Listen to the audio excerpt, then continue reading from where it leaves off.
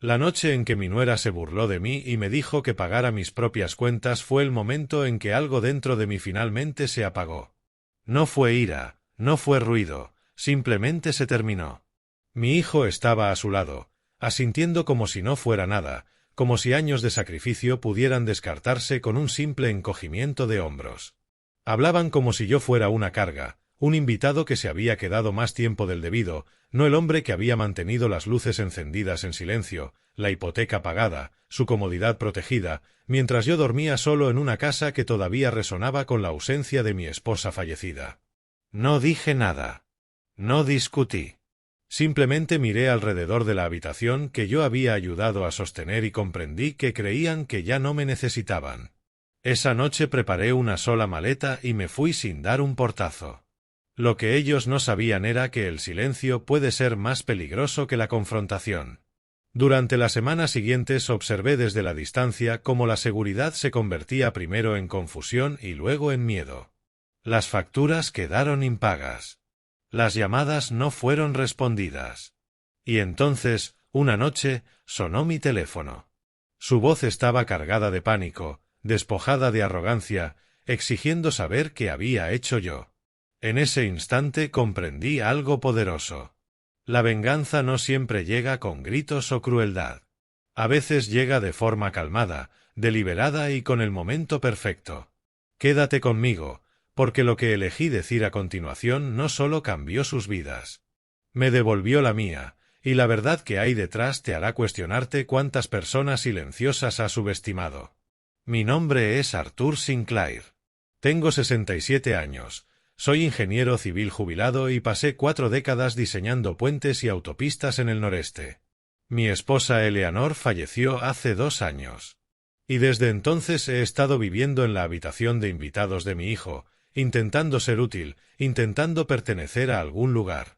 Lo que no comprendí hasta esa noche fue lo completamente que había fracasado en ambas cosas. La cena comenzó como cualquier otro domingo por la noche en la casa de Daniel y Lauren. Pollo asado, puré de patatas, judías verdes de lata. Lauren nunca fue muy buena cocinera, pero aprendí pronto, durante mi estancia allí, a no ofrecer sugerencias. Aprendí a hacerme pequeño, a ocupar el menor espacio posible, a agradecer cada plato que ponían delante de mí. Incluso cuando las porciones se hicieron más pequeñas y la conversación más fría, ayudé a recoger la mesa esa noche, como siempre hacía. Era mi manera de contribuir, de ganarme el sustento en una casa donde cada vez me sentía más como un mueble que había dejado de ser útil. Apilé los platos, limpié con cuidado los manteles individuales, me moví en silencio para no interrumpir el programa de televisión al que Lauren ya había dirigido su atención. Fue entonces cuando escuché su voz. Le hablaba a Daniel, que estaba sentado en la isla de la cocina, deslizando el dedo por su teléfono. No me miró. No reconoció que yo estaba a menos de 2 metros con los platos en las manos. Simplemente hizo la pregunta como si yo no existiera en absoluto. ¿Cuándo va a volver él a su casa? Necesito esa habitación para otra cosa. Dejé de moverme. Los platos en mis manos se volvieron de repente más pesados de lo que deberían. Esperé a que Daniel respondiera, a que dijera algo, cualquier cosa que le recordara a su esposa que yo era una persona y no una molestia que había que programar. Pero mi hijo no levantó la vista del teléfono. No cruzó su mirada con la mía. Solo se encogió de hombros y murmuró algo sobre hablarlo más tarde. El silencio que siguió fue más fuerte que cualquier discusión. Dejé los platos con cuidado sobre la encimera. Mis manos estaban firmes, aunque algo dentro de mi pecho había empezado a resquebrajarse. Miré al otro lado de la habitación, a la fotografía de Eleanor que colgaba cerca de la ventana. Era un marco pequeño, fácil de pasar por alto, pero les había pedido que lo mantuvieran allí después de que ella muriera. En la foto sonreía, con los ojos brillantes, con esa expresión cómplice que siempre tenía. Leía a las personas mejor que nadie que yo haya conocido. Veía a través de la cortesía y la apariencia del mismo modo que yo veía planos y cálculos de tensión. De pie en aquella cocina, rodeado por la familia a la que había sostenido durante más de una década, escuché su voz con claridad, como si estuviera a mi lado. Cuando alguien te muestra quién es, créelo.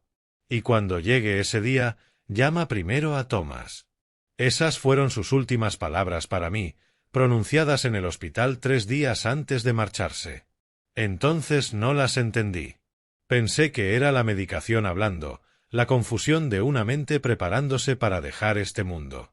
Pero Eleanor nunca estaba confundida. Era la persona más lúcida que he conocido.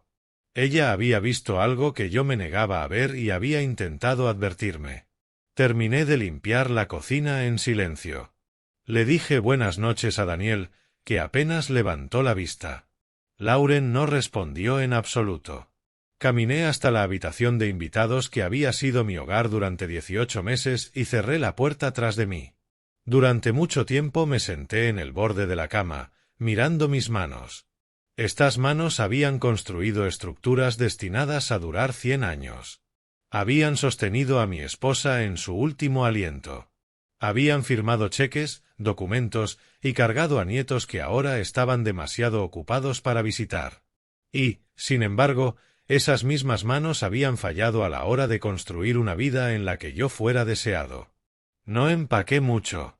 Una sola maleta, algunos cambios de ropa, mis medicamentos y la pequeña carpeta de cuero donde guardaba los papeles importantes. No dejé ninguna nota. No quedaba nada que explicar a personas que habían dejado de escuchar hacía años. A las 11 de la noche salí por la puerta principal de la casa de mi hijo.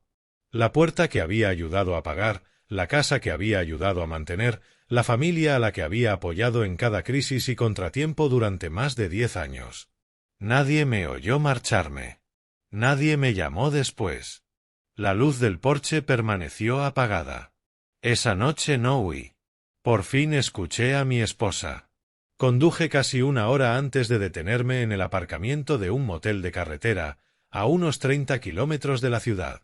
De esos lugares donde nadie hace preguntas y las sábanas huelen levemente a lejía. Pagué en efectivo por 3 noches y llevé mi única maleta a una habitación con un televisor atornillado a la cómoda y una ventana que daba a la autopista. Pasaba de medianoche cuando por fin me senté en el borde de la cama. El silencio allí era distinto. No el silencio frío y despectivo de la casa de mi hijo, sino algo más vacío. Algo que invitaba al recuerdo. Y los recuerdos llegaron, quisiera o no. Pensé en los últimos 10 años, en los cheques que había firmado, los problemas que había resuelto, el peso que había cargado tan silenciosamente que nadie notó jamás que yo llevaba nada. Cuando Daniel y Lauren compraron su casa, les faltaban casi $15,000 para la entrada.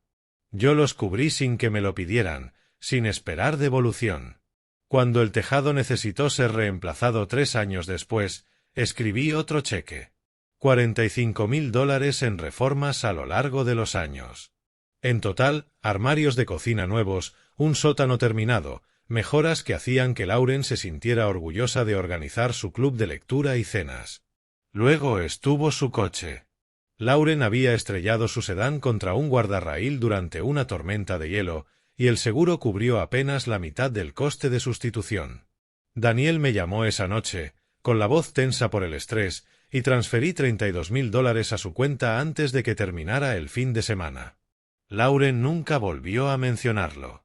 El coche simplemente apareció en su entrada, como si siempre hubiera estado allí, como si se hubiera materializado por la fuerza de su propio éxito. Luego vinieron las cuotas escolares de los nietos. $28,000 repartidos en 3 años, pagados directamente a la academia para que los niños pudieran asistir al mismo colegio privado que los hijos de las amigas de Lauren. Recuerdo firmar esos cheques en la mesa de mi cocina. Eleanor me observaba con una expresión que nunca supe interpretar del todo. Nunca me dijo que no ayudara. Pero tampoco me dijo que estuviera marcando alguna diferencia. Tal vez sabía algo que yo no. También hubo incontables gastos menores. Compras de supermercado cuando las cosas estaban justas, reparaciones de emergencia cuando los electrodomésticos fallaban, regalos de cumpleaños y aportaciones en fiestas, y transferencias discretas cada vez que la voz de Daniel llevaba esa nota particular de vergüenza. Nunca pedí gratitud.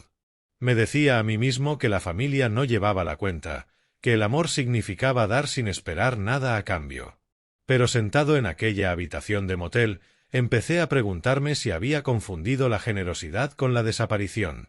Un recuerdo emergió con más fuerza que los demás, una cena en casa de Daniel 4 años atrás.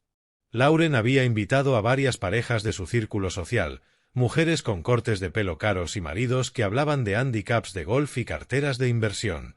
Yo me quedé en la cocina la mayor parte de la noche, rellenando jarras de agua y retirando platos, intentando ser útil sin estorbar. Fue entonces cuando escuché la voz de Lauren atravesar la puerta. Se reía, gesticulando alrededor del comedor renovado con evidente orgullo. Una de sus amigas había elogiado la casa, preguntando cómo habían logrado un hogar tan bonito a su edad. «Somos completamente hechos a nosotros mismos», dijo Lauren. «Sin ayuda de nadie. Daniel y yo construimos esta vida solos». Me quedé inmóvil junto al fregadero, con una fuente en las manos. Esperé a que Daniel la corrigiera. Estaba allí mismo, sentado en la cabecera de la mesa. Sabía de dónde había salido el dinero. Sabía quién había hecho posible su vida cómoda. Pero mi hijo no dijo nada. Simplemente sonrió y alzó su copa. Nunca mencioné lo que escuché. Me dije que no importaba, que el orgullo a veces hace olvidar a la gente. Pero esas palabras se quedaron conmigo más tiempo del que deberían, como una astilla a la que no podía llegar. Otro recuerdo siguió, más suave, pero no menos significativo. Una tarde de verano, 3 años antes de que Eleanor muriera, volví temprano de un recado y la encontré inclinada sobre la valla del jardín, conversando profundamente con Margaret Hill, la vecina de al lado. Dejaron de hablar en cuanto me vieron, sus expresiones cambiaron a algo cuidadosamente neutro. ¿De qué hablaban?, pregunté, intentando sonar casual. Eleanor sonrió, esa sonrisa misteriosa que había perfeccionado en 40 años de matrimonio. Solo planeando el futuro, cariño.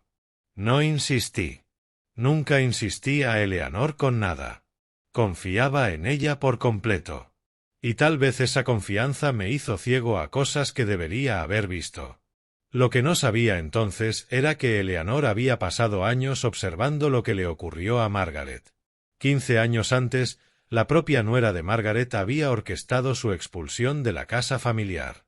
Maniobras legales, manipulación emocional, un hijo demasiado débil para enfrentarse a su esposa. Margaret lo perdió todo. Su casa, sus ahorros, su lugar en su propia familia. Eleanor estuvo furiosa durante semanas. Recuerdo cómo caminaba de un lado a otro del salón, la voz afilada por la indignación. ¿Cómo pudo permitir que le hicieran eso a su propia madre? ¿Cómo pudo quedarse ahí mirando? Y luego, más bajo, casi para sí misma, eso nunca le pasará a Arthur.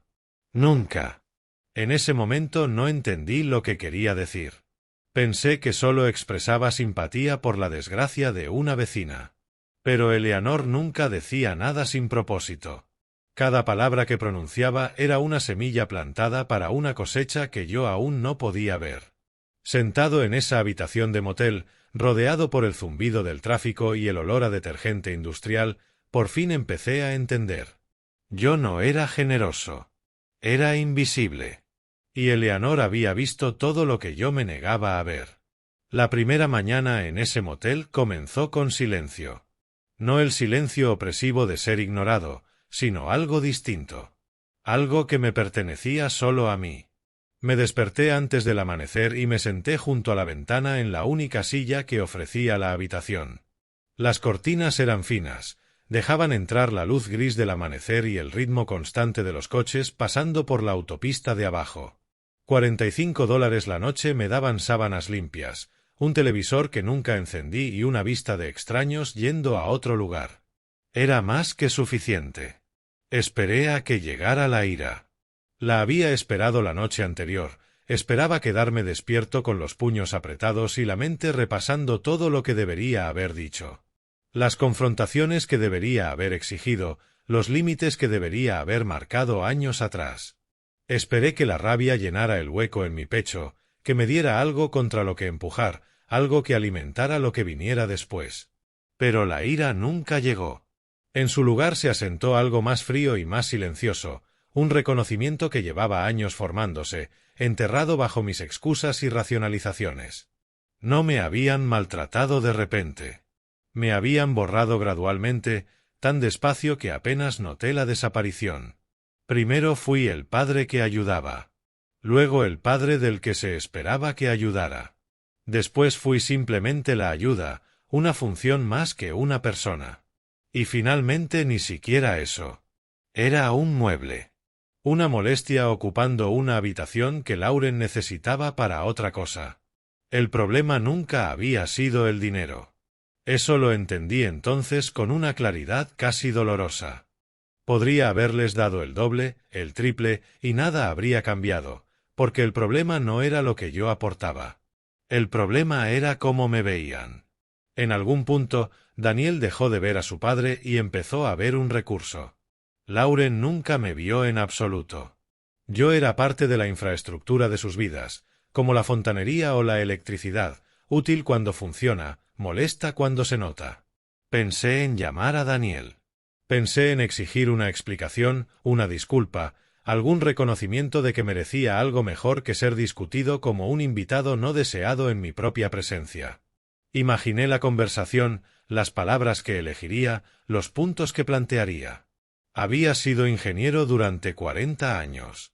Sabía construir argumentos como sabía construir puentes, con cimientos firmes, progresión lógica y el peso bien distribuido para que nada colapsará bajo presión. Pero luego imaginé la respuesta de Daniel, la defensiva, las excusas, la voz de Lauren de fondo indicándole qué decir, el compromiso final en el que se me permitiría volver a la habitación de invitados con vagas promesas de que las cosas serían diferentes. Promesas que se disolverían en pocas semanas. Volvería al mismo silencio, a la misma invisibilidad, al mismo borrado lento. Nada cambiaría porque nada podía cambiar. No me veían como alguien por quien valiera la pena cambiar. Así que tomé otra decisión. No discutiría. No explicaría.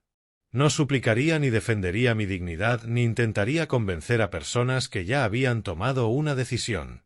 Simplemente me retiraría por completo. Sin salidas dramáticas. Sin acusaciones amargas. Sin intentos desesperados de hacerles entender lo que habían hecho. Simplemente pararía. Dejaría de llamar. Dejaría de ayudar. Dejaría de existir en su mundo. Que experimentaran la vida sin mi apoyo invisible.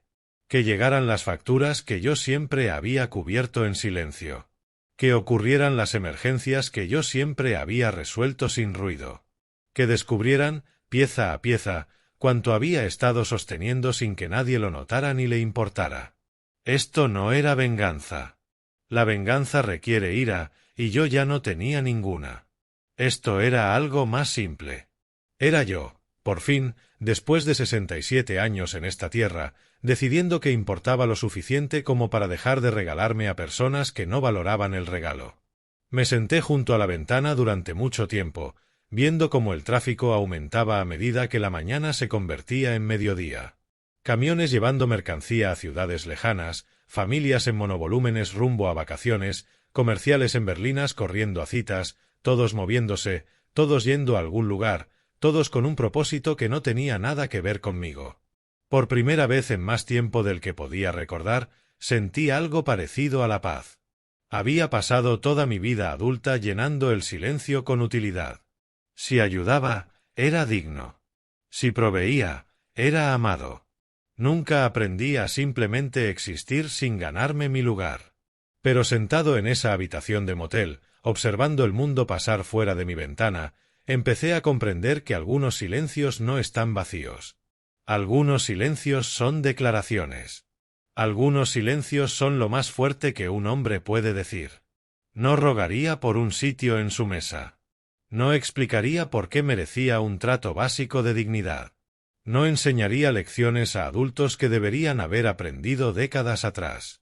Simplemente guardaría silencio y dejaría que ese silencio hablara por sí mismo. El silencio no era debilidad. Era mi primer límite en 67 años. En la tercera mañana encontré el valor para hacer la llamada que había estado evitando. Las últimas palabras de Eleanor me habían acompañado durante cada hora sin dormir en ese motel. Cuando te muestren quiénes son, créelo. Y cuando llegue ese día, llama primero a Thomas. Había llevado esas palabras como un sobresellado, sin entenderlas del todo, sin estar preparado para descubrir su significado. Pero sentado solo en esa pequeña habitación, con nada más que el ruido de la autopista y mis propios pensamientos, comprendí que me había quedado sin razones para esperar. Thomas Keller había sido el abogado de la familia durante casi 30 años. Se ocupaba de nuestra planificación patrimonial, de los documentos de propiedad, de la arquitectura legal silenciosa que sostenía toda una vida.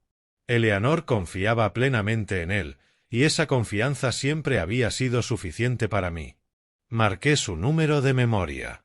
La recepcionista me pasó la llamada de inmediato, como si mi nombre estuviera marcado como prioritario.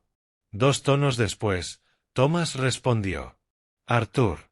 Su voz llevaba algo que no supe identificar. Quizá alivio, quizá anticipación. He estado esperando esta llamada durante 2 años. No supe cómo responder. Esperaba cortesías, condolencias, el habitual baile incómodo de reconexión tras un largo silencio. En cambio, Thomas habló como si hubiera estado contando los días. Eleanor dejó instrucciones, continuó antes de que pudiera encontrar palabras. Instrucciones muy específicas. Me hizo prometer que la seguiría exactamente, sin importar cuánto tiempo pasara. ¿Instrucciones sobre qué? Pregunté. ¿Sobre mí? ¿Sobre qué hacer cuando finalmente llamara? Hizo una pausa y escuché papeles moverse al otro lado. Dejó un sobresellado a mi cuidado. Las condiciones eran claras. Solo podía abrirlo cuando dejaras la casa de tu hijo. No antes, ni bajo ninguna otra circunstancia. Solo cuando te marcharas de Daniel y Lauren por tu propia voluntad. La habitación pareció inclinarse ligeramente. Me agarré al borde del escritorio para no perder el equilibrio. Ella lo sabía, dije en voz baja. Sabía que esto pasaría. No sabía exactamente cuándo, pero sabía quién. La voz de Thomas se suavizó con algo parecido a la admiración. Llamaba a Lauren la que cuenta el dinero de los demás. Decía que había estado observando a esa mujer calcular tu valor desde el día en que Daniel la llevó a casa. Eleanor me dijo que solo era cuestión de tiempo antes de que Lauren decidiera que ya habías dado suficiente. Cerré los ojos y vi el rostro de mi esposa. Esa sonrisa cómplice, esos ojos afilados que no se perdían nada. Todos esos años pensé que yo estaba protegiendo a nuestra familia, y Eleanor me estaba protegiendo a mí. ¿Qué hay en el sobre, Thomas? Documentos de propiedad. La casa de Maple Street donde creciste. El hogar original de tu familia. Hizo una pausa para que esas palabras calaran. Eleanor la transfirió a tu nombre exclusivamente 3 años antes de morir. Propiedad total. Sin titularidad conjunta con Daniel. Sin complicaciones de herencia. Es tuya, Arthur. Siempre lo ha sido. Vale alrededor de $380,000 al valor actual de mercado. No pude hablar. La casa de Maple Street había estado en mi familia durante 3 generaciones. Mi abuelo construyó el porche delantero con sus propias manos. Mi padre me enseñó a montar en bicicleta en ese camino de entrada. Siempre asumí que algún día pasaría a Daniel como parte de nuestra herencia, otra parte de mí que entregaría sin cuestionar. Pero Eleanor había visto más lejos de lo que yo jamás pude. Lauren no puede tocarla, continuó Thomas. Daniel no tiene ningún derecho legal. Eleanor se aseguró de ello. Reestructuró todo en silencio, se aseguró de que el papeleo fuera impecable. Me dijo una vez que no intentaba castigar a nadie. Intentaba asegurarse de que tuvieras un lugar donde caer cuando finalmente te empujaran por la puerta. Se me cerró la garganta. 42 años de matrimonio y Eleanor seguía cuidándome, anticipando peligros que yo me negaba a ver, construyendo puentes hacia la seguridad que yo no sabía que necesitaría. Hay algo más, dijo Thomas con cuidado. Un segundo sobre. Eleanor fue muy clara en que no debía mencionarlo hasta que estuvieras preparado. —¿Y no lo estoy? —pregunté. —No hoy, Arthur. ¿Qué quieres decir? Quiero decir que hay más que transferencias de propiedad. Eleanor documentó cosas, observaciones, patrones que notó a lo largo de los años. Eligió sus siguientes palabras con evidente cautela. Quería que entendieras el cuadro completo con el tiempo, pero también sabía que algunas verdades necesitan tiempo para ser recibidas. Acabas de irte de la casa de tu hijo. Aún estás procesando lo ocurrido. El segundo sobre puede esperar. Quise discutir. Quise exigir que me lo contara todo de inmediato, que dejara de dosificar los últimos regalos de mi esposa como si fueran medicina administrada con cuidado. Pero algo en su tono me detuvo. Thomas había conocido a Eleanor durante décadas. Si decía que no estaba preparado, quizá tenía razón. ¿Cuándo? Pregunté. Cuando dejes de reaccionar y empieces a reconstruir, lo sabrás. Y cuando llegue ese día, llámame otra vez. Le di las gracias y colgué. Durante mucho tiempo después me quedé inmóvil en esa habitación de motel, mirando el teléfono en mis manos como si pudiera volver a hablar, como si pudiera ofrecer otra pieza del rompecabezas que Eleanor había construido. Mi esposa me había protegido más allá de la tumba. Pero Thomas dijo que había más. Un segundo sobre esperando para más adelante. Las facturas llegaron a la casa de Daniel un martes por la mañana, exactamente 2 semanas después de que saliera por la puerta principal. Yo no estaba allí para verlo, por supuesto, pero conocía esas facturas íntimamente. Las había estado pagando en silencio durante años, interceptando los sobresantes de que nadie más los viera, escribiendo cheques de mi propia cuenta para que Daniel y Lauren pudieran mantener la ilusión de que su vida cómoda era completamente fruto de sí mismos. El seguro de la vivienda, $2.400 por trimestre. Los pagos del impuesto sobre la propiedad, que subían cada año. El servicio de jardinería que mantenía el jardín impecable, el sistema de seguridad que permitía a Lauren dormir tranquila por la noche. Estos eran los hilos invisibles que yo había estado tejiendo alrededor de sus vidas. Y ahora esos hilos se estaban deshaciendo. Daniel me llamó esa tarde. Su voz tenía esa tensión particular de alguien que intenta sonar tranquilo mientras está en medio de una crisis que no comprende del todo.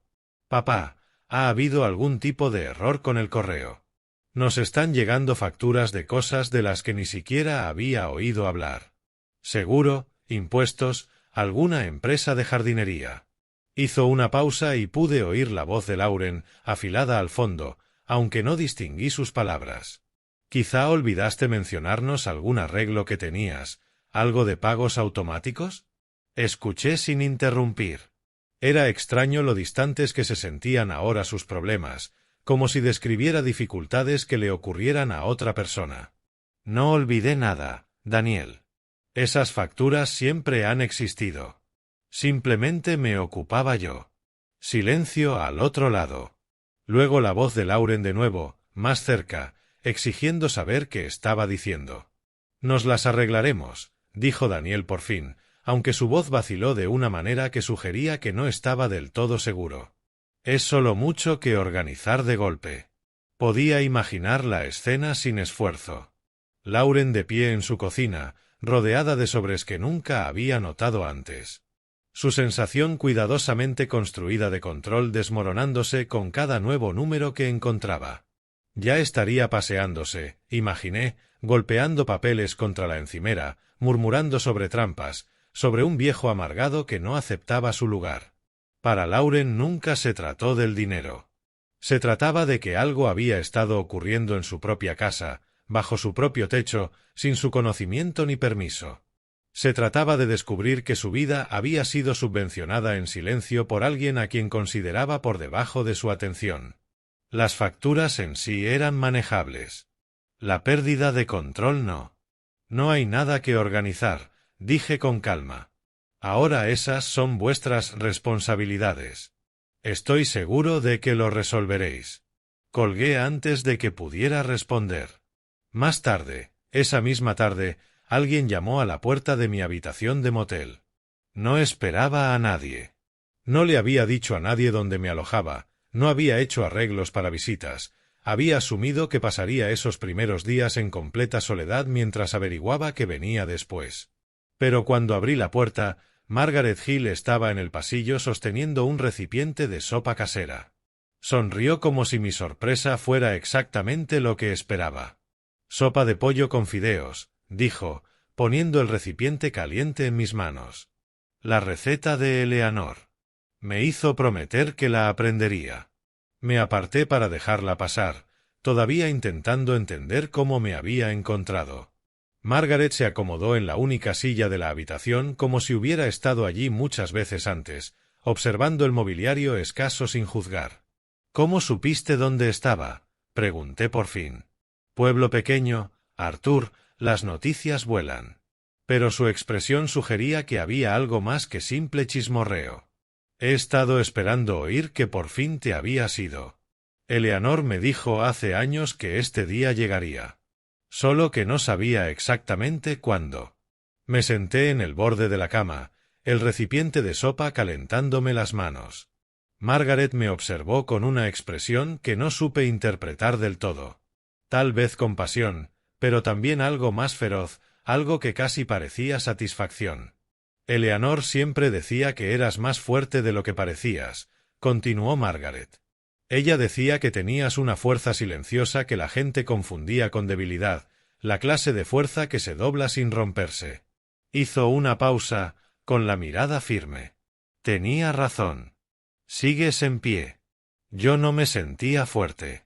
Me sentía vacío por dentro, inseguro, como un hombre que se hubiera lanzado desde un precipicio y aún estuviera esperando descubrir si iba a caer o a volar.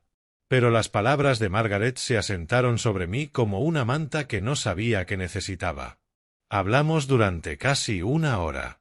Me habló del vecindario, de los cambios desde que yo ya no estaba, de los pequeños dramas que ocupan a quienes no tienen nada más grande de lo que preocuparse. No me preguntó qué había pasado con Daniel y Lauren. No me dio consejos ni frases hechas. Simplemente se sentó conmigo en aquella habitación estrecha de motel y me recordó que no estaba completamente solo. Antes de irse, Margaret mencionó algo casi como si fuera un detalle sin importancia. «Ayer me crucé con la mujer de Daniel en el supermercado. Estaba hablando por teléfono con alguien. No me vio en el pasillo de al lado». La voz de Margaret se volvió cuidadosamente neutra. Dijo algo de que sus padres iban a venir más a menudo ahora que las cosas se estaban calmando, quizá quedarse un tiempo. Algo de que la habitación de atrás era perfecta para ellos. La habitación de atrás. Mi habitación. El espacio que Lauren necesitaba para otra cosa. Le di las gracias a Margaret por la sopa y la vi alejarse en coche del aparcamiento del motel. Luego me senté junto a la ventana durante mucho rato, pensando en habitaciones y reemplazos y en lo fácil que a algunas personas les resulta desechar lo que ya no les sirve. La comodidad se siente frágil cuando nadie está arreglando las cosas en silencio. Y yo ya había terminado de arreglar. Las semanas que siguieron trajeron noticias y fragmentos, piezas de un cuadro que podía armar sin estar allí para verlo con mis propios ojos. Margaret pasaba por el motel cada pocos días, siempre con alguna pequeña ofrenda. Sopa, pan, a veces una porción de tarta del restaurante donde se reunía con amigas para tomar café. Nunca se quedaba mucho, pero siempre traía información. En un pueblo pequeño, me explicó, la gente habla, y Lauren les había dado mucho de qué hablar. Las vacaciones fueron lo primero que se cayó. Daniel y Lauren llevaban meses planeando un viaje a la costa. De esos escapadas que a Lauren le encantaba mencionar en reuniones sociales, alquiler de una casa en la playa, cenas de marisco, una semana de fotos cuidadosamente elegidas para compartir con amigos que medían el éxito por los destinos que uno podía permitirse. Pero el viaje se canceló en silencio. Lauren le dijo a su club de lectura que había surgido algo en el trabajo de Daniel y que lo reprogramarían para el año siguiente. Pero una amiga del club notó cómo se le tensaba la sonrisa al decirlo. Luego vino el coche. Lauren llevaba hablando de cambiar su sedán desde el otoño anterior, yendo a concesionarios los fines de semana, dejando folletos sobre la encimera de la cocina para que Daniel no pudiera ignorarlos. Un SUV de lujo con asientos de cuero y un sistema de navegación que nunca aprendería a usar. Pero los folletos desaparecieron y se acabaron las visitas de fin de semana. Cuando alguien preguntó por el coche nuevo, Lauren cambió de tema. Salir a comer se redujo a casi nada. Ya no hubo cenas espontáneas en el italiano del centro. Ya no hubo brunch con amigas en el café de las tortillas caras. Lauren empezó a cocinar en casa más a menudo, algo que siempre había dicho que detestaba. El estilo de vida que había mostrado con tanto cuidado a su círculo social empezaba a agrietarse, y cualquiera que la conociera podía ver cómo las grietas se extendían. Yo comprendía, incluso desde la distancia, que el dinero en sí no era lo que torturaba a Lauren. Ella y Daniel no eran pobres. Tenían buenos trabajos, una hipoteca manejable, ahorros que la mayoría de familias envidiaría. Lo que yo había estado aportando no era supervivencia. Era comodidad. Era la diferencia entre una vida que parecía exitosa y una vida que parecía extraordinaria. Lo que torturaba a Lauren era la pérdida de control. Durante años se había creído la arquitecta de sus propias circunstancias. Ella tomaba las decisiones. Ella marcaba los estándares. Ella determinaba cómo se vería su vida y cómo la percibirían los demás. Pero ahora estaba descubriendo que alguien más había estado sujetando los hilos en silencio y que esos hilos se habían cortado sin su permiso. Me llamó un jueves por la noche. Yo estaba sentado junto a la ventana del motel, viendo cómo el atardecer pintaba la autopista de tonos naranjas y dorados. Cuando su nombre apareció en la pantalla, pensé en no contestar, pero algo me hizo descolgar. Quizá quería escuchar lo que diría. Quizá quería confirmar lo que ya sabía sobre quién era en realidad. ¿Qué es exactamente lo que estás intentando demostrar? Su voz era afilada, acusatoria, el tono de alguien que llevaba días ensayando esa confrontación. Irte en mitad de la noche como si fueras algún tipo de mártir, haciéndonos quedar como monstruos. ¿Eso querías? ¿Castigarnos para que todos sientan lástima por el pobre Arthur? Dejé que sus palabras me cayeran encima sin responder. No estaba haciendo preguntas. Estaba lanzando acusaciones disfrazadas de preguntas, de esas que no esperan respuesta porque la respuesta no importa. No intento demostrar nada, Lauren. Solo estoy viviendo mi vida. ¿Viviendo tu vida? Se rió, pero no había humor en esa risa. Te estás escondiendo en algún motel, dándote pena, mientras nosotros nos quedamos lidiando con el desastre que has creado. ¿Tienes idea de lo que le has hecho a esta familia? Yo no le he hecho nada a tu familia. Simplemente dejé de hacer cosas por tu familia. Hay una diferencia. Silencio al otro lado. Podía oír su respiración. Casi podía sentirla buscando el siguiente ataque, el siguiente ángulo para herirme y someterme. Nada. Solo estoy viviendo mi vida, repetí con calma. Y entonces colgué. No contesté cuando volvió a llamar. No respondí a los mensajes de texto que vinieron después. Cada uno más desesperado y más furioso que el anterior. Simplemente apagué el teléfono y vi cómo se apagaba la última luz del cielo. Daniel llamó a la mañana siguiente. Su voz era distinta a la de Lauren, más baja, más incierta. No acusó ni atacó. Preguntó cómo estaba, si necesitaba algo, si había pensado en volver. Respondí con educación, pero breve. Estaba bien. No necesitaba nada. No había pensado en volver. Antes de colgar, Daniel mencionó algo casi de pasada.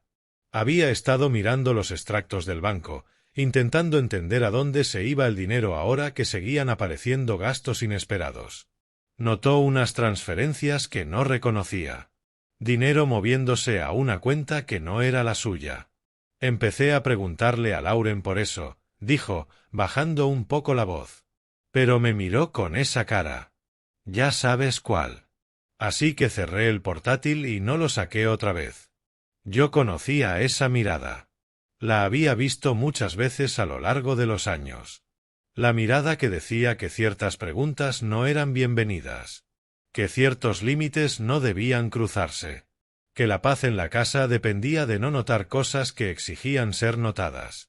Daniel también mencionó, casi como un detalle menor, que Lauren había estado midiendo mi antigua habitación la semana anterior. Había pasado por allí con una cinta métrica, tomando notas en el móvil, hablando de posibilidades. Dijo que quedaría perfecta como cuarto de invitados o quizá como despacho para su padre. Daniel hizo una pausa. No le di importancia en ese momento, pero ahora ya no sé qué pensar. Le di las gracias por llamar y terminé la conversación. Durante mucho rato después me quedé dándole vueltas a lo que me había contado. Las transferencias extrañas, la habitación medida, los planes que se hacían sin su conocimiento ni su consentimiento. Lauren no solo estaba perdiendo el control de sus circunstancias. Estaba construyendo algo más, algo oculto, algo que ni siquiera Daniel tenía permitido ver. El poder se siente distinto cuando ya no te escucha. Daniel vino a verme 3 días después. Llegó al motel sin avisar. Vi su coche entrar en el aparcamiento justo cuando la luz de la tarde empezaba a desvanecerse. Lo observé por la ventana, sentado dentro del vehículo varios minutos, hasta que por fin salió y caminó hacia mi puerta. Llevaba los hombros encorvados de un modo que nunca le había visto, cargando un peso demasiado grande para su cuerpo. Cuando abrí la puerta, no me saludó. Simplemente pasó junto a mí, entró en la habitación y se sentó en la única silla, mirando al suelo. Cerré la puerta y esperé. Fuera lo que lo había traído, necesitaba encontrar su propia forma de decirlo. Ayer volví temprano a casa, dijo por fin. Su voz era plana, drenada de su energía defensiva habitual. Salí del trabajo sobre las 2 porque me dolía la cabeza. Lauren no sabía que iba a volver. Hizo una pausa y pude verlo repasar algo en su mente, como si estuviera viendo una escena desplegarse detrás de sus ojos, una escena que ojalá pudiera desver. Estaba al teléfono cuando entré por el garaje, hablando con su madre. No me oyó. Las manos de Daniel se apretaron en su regazo. Su voz era distinta, emocionada, como si compartiera un secreto con alguien en quien confiaba por completo. Me quedé en el pasillo escuchando. No dije nada. Yo podía sentir la forma de lo que venía, la confirmación de sospechas que llevaba conmigo desde que Margaret mencionó por primera vez los planes de Lauren para mi habitación. Dijo, cuando él ya esté oficialmente fuera de escena, tú y papá podéis veniros a vivir. La habitación ya está vacía. Solo tenemos que esperar unas semanas más a que todo se calme. Daniel me miró y vi en sus ojos algo que nunca había visto antes. Quizá vergüenza, o ese dolor particular de alguien que por fin se permite ver lo que siempre estuvo ahí. No estaba hablando de una visita, papá. Estaba hablando de reemplazo. Tu habitación. Tu lugar en nuestra casa. Quería borrarte y poner a sus propios padres allí en su lugar. Las palabras quedaron suspendidas entre nosotros. Yo había sospechado algo así desde lo que Margaret oyó en el supermercado, pero escucharlo confirmado, escuchar a mi propio hijo describir el plan calculado de su esposa para sustituirme por personas que la adorarían en vez de verla tal como era, pesaba más de lo que podía pesar la sospecha por sí sola. Me quedé ahí, en ese pasillo, no sé cuánto tiempo, continuó Daniel, congelado, intentando entender lo que estaba oyendo. Y entonces empecé a pensar en todo lo demás, en esas pequeñas cosas que llevaba notando pero me negaba a unir. Me habló de los patrones que había empezado a ver. De cómo Lauren cuestionaba cualquier gasto que no la beneficiara directamente, pero nunca dudaba en gastar en cosas que mejoraran su imagen. De cómo hablaba del futuro en términos que siempre giraban alrededor de ella, de su comodidad, de sus preferencias. De cómo había estado midiendo, planeando y preparándose para una versión de su vida en la que no había espacio para nadie que pudiera desafiar su control. Pienso en todas las veces que ella dijo cosas sobre ti, dijo Daniel en voz baja. Todos los comentarios que fingí no oír, la manera en que hablaba de ti como si fueras una carga que tolerábamos por pura generosidad. Y yo no dije nada. Ni una sola vez. Me quedé sentado y dejé que pasara porque no quería discutir. No quería agitar las aguas. Elegí la paz antes que la lealtad. Elegí estar cómodo antes que ser tu hijo. Se le quebró la voz en la última palabra. Vi a mi hijo luchar con el reconocimiento en que se había convertido por permitirlo. Y yo sentí algo que no esperaba. No ira, no satisfacción por su sufrimiento. Algo más cercano a la tristeza, por los dos, por los años que habíamos perdido entre silencio y evasión. «¿Qué vas a hacer?», le pregunté. Daniel negó lentamente con la cabeza. «Aún no lo sé, pero ahora estoy mirando. Todo lo que dice, todo lo que hace, cada plan que arma. Estoy prestando atención como nunca antes». Sostuvo mi mirada. «No voy a enfrentarme a ella. Todavía no. Primero necesito entender el cuadro completo. Necesito saber qué más ha estado escondiendo». Reconocí algo en sus palabras, en su enfoque. Era la misma estrategia que yo había adoptado semanas atrás en esa misma habitación. Sin discusiones, sin acusaciones, solo observación silenciosa, dejando que la verdad se revelara pieza a pieza. «Lo de las transferencias», añadió, «lo he estado investigando. Ha estado moviendo dinero a una cuenta que yo no sabía que existía. No son cantidades enormes, pero sí constantes. Unos cientos aquí, unos cientos allá. Construyendo algo. No sé qué todavía». Se levantó para irse y se detuvo en la puerta, con la mano apoyada en el marco. «Lo siento, papá, por todo.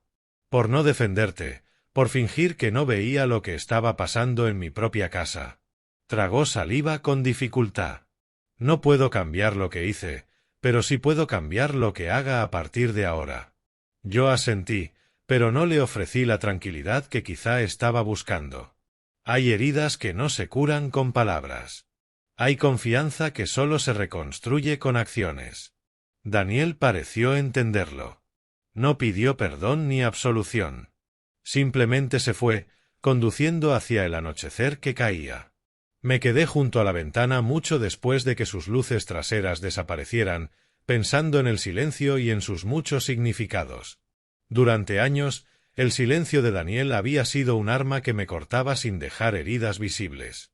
Su negativa a hablar, a defender, a reconocer lo que ocurría delante de él.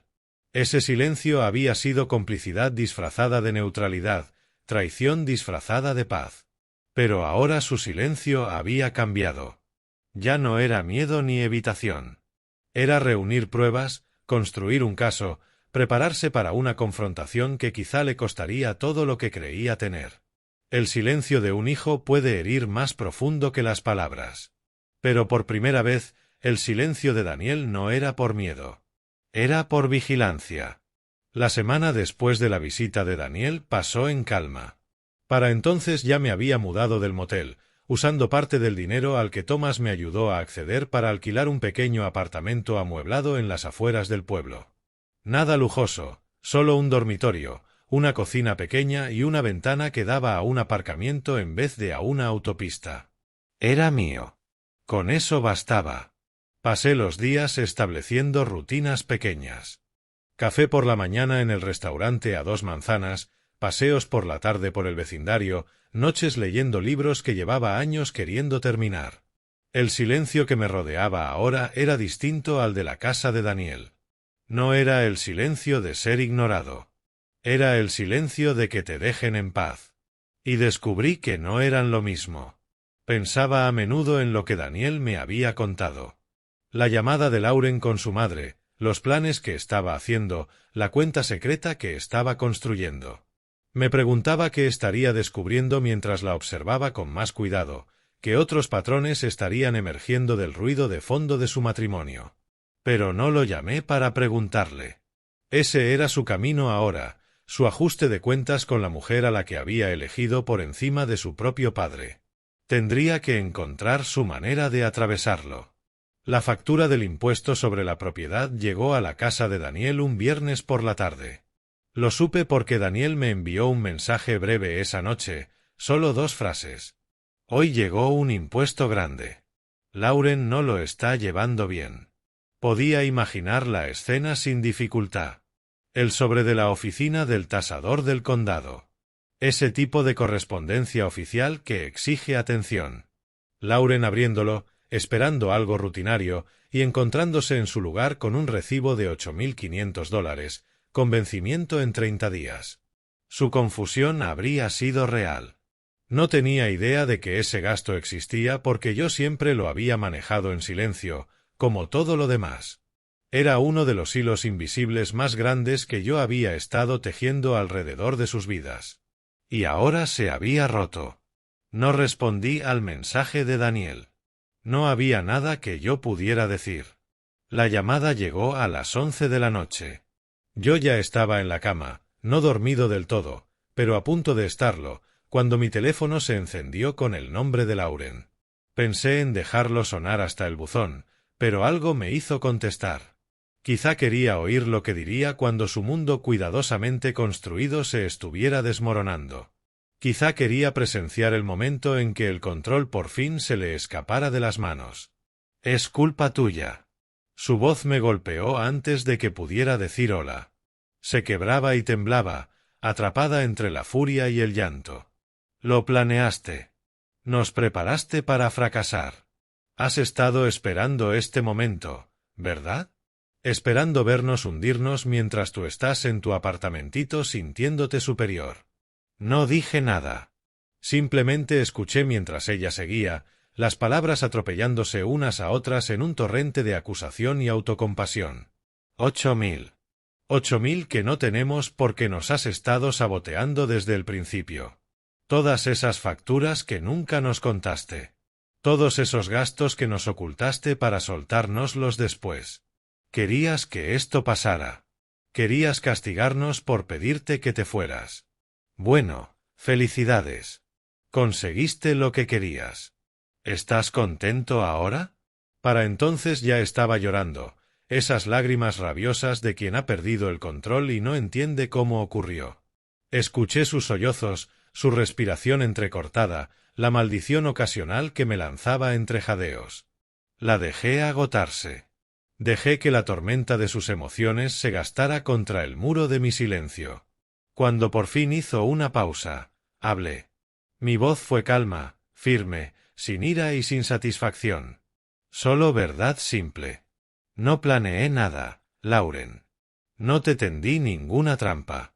No oculté gastos para castigarte después. Esas facturas siempre existieron. Simplemente tú nunca las viste porque yo siempre estaba ahí para atraparlas antes de que te alcanzaran. Hice una pausa, dejando que las palabras se asentaran. Yo no te hice nada. Solo dejé de hacer cosas por ti. Dejé de atraparte cuando caías. Eso no es sabotaje. Eso es gravedad. Silencio al otro lado. Podía oír su respiración. Casi podía sentirla buscando una respuesta. Un contraataque. Algo que devolviera la culpa a mis hombros, donde tan desesperadamente quería mantenerla. «Podrías ayudarnos», dijo al fin, más pequeña ahora, sin la furia de antes. «Podrías arreglarlo. Tienes dinero. Sé que lo tienes. Podría, admití. Pero no lo haré». «¿Por qué?» La palabra le salió casi como un susurro. «Porque no necesitas que yo arregle tus problemas, Lauren. Necesitas aprender que tus problemas existen. Necesitas entender que la vida que has estado viviendo nunca fue enteramente tuya. Se construyó sobre cimientos que tú no pusiste y se mantuvo con manos a las que nunca diste las gracias». Tomé aire. «No te estoy castigando. Simplemente ya no te voy a salvar. Hay una diferencia». Colgué antes de que pudiera responder. Luego apagué el teléfono y lo dejé en la mesilla, boca abajo, donde su silencio no pudiera romperse. Durante mucho rato me quedé en la oscuridad de mi pequeño apartamento, escuchando el ruido lejano del tráfico y cómo el edificio, desconocido, se asentaba. Esperé a que llegara la culpa, a que el arrepentimiento se metiera por los bordes de lo que había hecho. Lauren estaba sufriendo. Su vida cómoda se estaba derrumbando. Y yo tenía el poder de detenerlo, de escribir un cheque y hacer que todo desapareciera, de volver a ser el proveedor invisible que mantenía todo funcionando. Pero la culpa no llegó. Tampoco el arrepentimiento. En su lugar llegó algo que no había sentido en años. Un aflojamiento en el pecho, una liberación de tensión que ni siquiera sabía que cargaba. Durante una década había sostenido una estructura que nadie podía ver, soportando un peso que nadie reconocía, con miedo de que, si me detenía aunque fuera un momento, todo se vendría abajo. Ahora me había detenido, y yo seguía en pie. El derrumbe estaba ocurriendo en otro lugar, sobre personas que nunca apreciaron aquello sobre lo que estaban paradas. Esta vez no la rescaté, y por primera vez en una década dormí toda la noche. Thomas me llamó el lunes siguiente por la mañana. Su voz tenía ese mismo peso cuidadoso que recordaba de nuestra primera conversación, el tono de alguien a punto de entregar algo importante. «Ya estás listo para lo demás», dijo sin preámbulos. «¿Puedes venir a mi despacho esta tarde?» Con el corazón golpeándome las costillas conduje los 20 kilómetros hasta su bufete. El segundo sobre, el que Eleanor había dejado para más tarde, para cuando yo fuera lo bastante fuerte como para recibir la verdad que contuviera. Había pensado en ello muchas veces durante mis semanas en el motel y los días silenciosos en mi nuevo apartamento. Me había preguntado qué secretos había estado guardando mi esposa, qué observaciones había anotado, qué último mensaje quería que yo escuchara. Solo después de que me alejara de todo aquello que ella sabía que, tarde o temprano, yo tendría que dejar. El despacho de Thomas estaba en una casa victoriana reconvertida, en una calle arbolada. Había estado allí muchas veces a lo largo de los años, firmando documentos y revisando planes, pero hoy aquel lugar familiar se sentía cargado de algo que no sabía nombrar. La recepcionista me llevó directamente a su oficina privada, donde Thomas me esperaba detrás del escritorio con un sobre de papel manila en las manos. «Siéntate, Arthur», dijo, señalando el sillón de cuero frente a él. «Esto puede llevar un rato». Deslizó el sobre por el escritorio hacia mí. Era más pesado de lo que esperaba, grueso por todo lo que Eleanor había dejado dentro. Me temblaron un poco las manos al abrirlo. Dentro había un diario, encuadernado en cuero, del tipo que a Eleanor siempre le había gustado para sus escritos personales. La tapa estaba gastada de tanto manejarlo, y las páginas estaban llenas de su letra inconfundible. Reconocí al instante los bucles y curvas de su escritura, la manera en que formaba cada letra con un cuidado deliberado. Lo llevó durante sus 2 últimos años, explicó Thomas en voz baja. Me lo entregó 6 meses antes de fallecer, con instrucciones de que solo se abriera después de que tú hubieras dejado la casa de Daniel. Quería que entendieras lo que ella había visto. Abrí el diario por la primera entrada. La fecha estaba escrita en la esquina superior, de hacía casi 3 años. Las palabras de Eleanor me recibieron como una voz desde más allá de la tumba. Arthur trajo hoy otro cheque para Daniel. $1,200 para alguna emergencia que Lauren se inventó. Vi su cara cuando lo firmó, como sonrió como si ese dinero no fuera nada, como si dar no significara nada. Pero la semana pasada vi el extracto bancario. Está sacando dinero de nuestros ahorros de jubilación. No me lo dice porque sabe que yo me opondría. Cree que si da lo suficiente, por fin lo verán. Por fin lo amarán como merece ser amado. Pero Lauren no ama. Calcula. Y Daniel ha olvidado cómo se es un hijo. Pasé la página, y luego otra. Entrada tras entrada, meses y años. Eleanor lo había documentado todo. Cada comentario despectivo que Lauren hacía cuando creía que nadie importante la estaba escuchando. Cada vez que Daniel apartaba la mirada cuando su esposa humillaba a su padre. Cada reunión familiar en fiestas donde yo estaba sentado al borde de la conversación, incluido en cuerpo pero excluido en alma. Cada cheque que escribí, cada sacrificio que hice. Cada pedazo de mí que regalé a personas que recibían sin gratitud y tomaban sin reconocer nada. Una entrada me dejó helado. La fecha era de 18 meses antes de que Eleanor muriera, durante una cena familiar que apenas recordaba. Lauren le dijo esta noche a su amiga que construyeron su vida ellos solos, sin ayuda de nadie. Arthur estaba a 3 metros. Oyó cada palabra. Vi su cara. Vi cómo encajó el golpe sin pestañear. Vi cómo siguió retirando platos como si no hubiera pasado nada. Más tarde le pregunté si estaba bien. Dijo que sí. No está bien. No lo ha estado desde hace años. Pero no puede verlo, porque verlo significaría admitir que sus sacrificios no han comprado nada.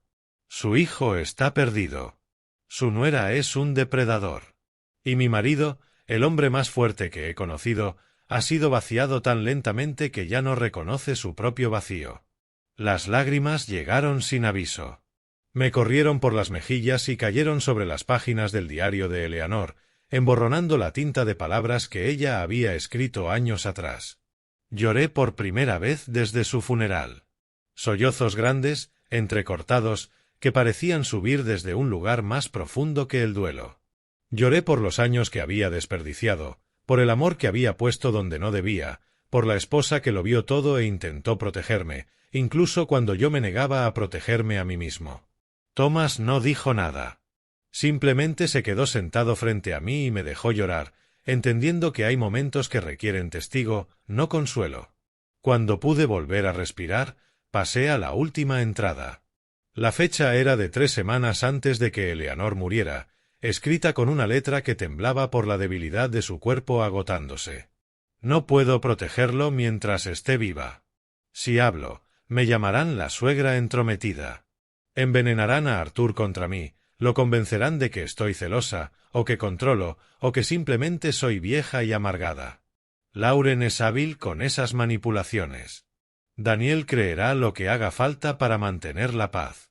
Así que debo proteger a Arthur desde más allá de la tumba.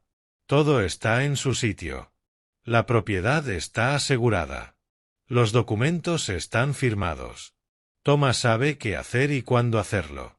Mi único pesar es que no estaré allí para tomar la mano de Arthur cuando por fin vea la verdad. Pero quizás sea mejor así.